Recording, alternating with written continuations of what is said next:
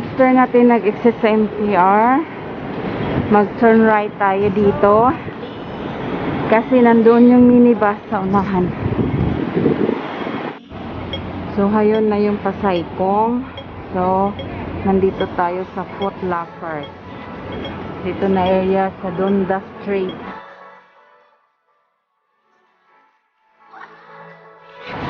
Ayan na yung Pasaykong. Nasakay na tayo.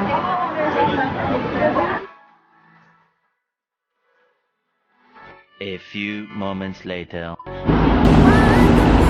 So, nandito na tayo sa Saykong. Hahanapin natin yung ferry. Ayan yung Half Moon Bay. Nagiging 40. Tapos Shop Island 30. So, sa Pier 10 daw. Ito yung sasakyan natin. So, ayan na yan mga ka-finish. Yung Lagoon. Dadaanan natin dito, pero mamaya mag-postering tayo. One eternity later. So, nandito na tayo sa Hapmon.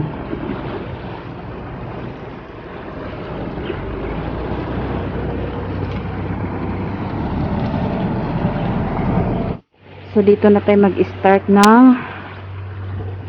cross-terrain. So, hayan lang, dyan lang tayo bumaba kanina sa dito. So, pwede ka rin dumahan dyan na mabasa or aakyat ka dito.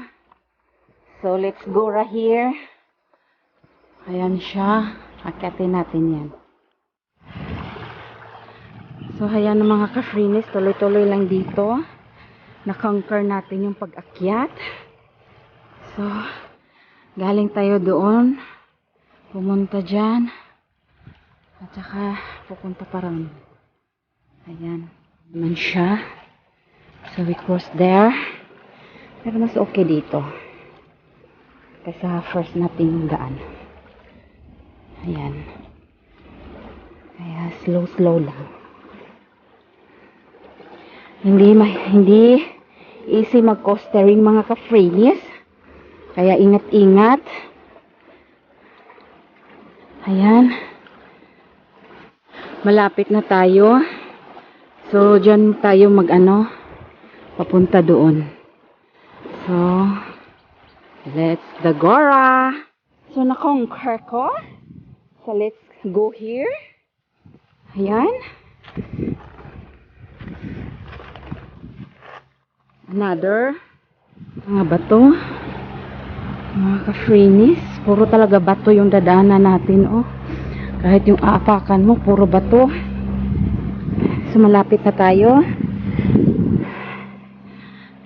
So, ayan na mga ka-freenis. Nakikita na natin yung lagoon. So, ayan siya. Tapos may nagano rin dito. Have you ever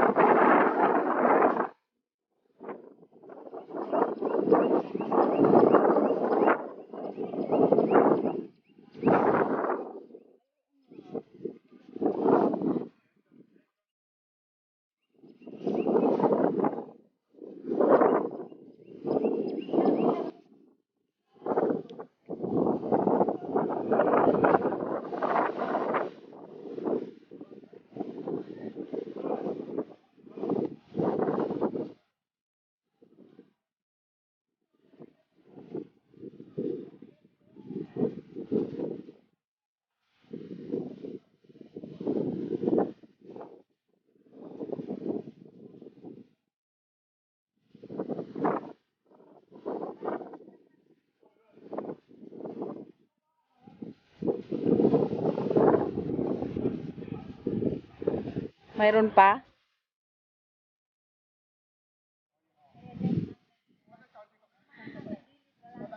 Wala na, naubos na.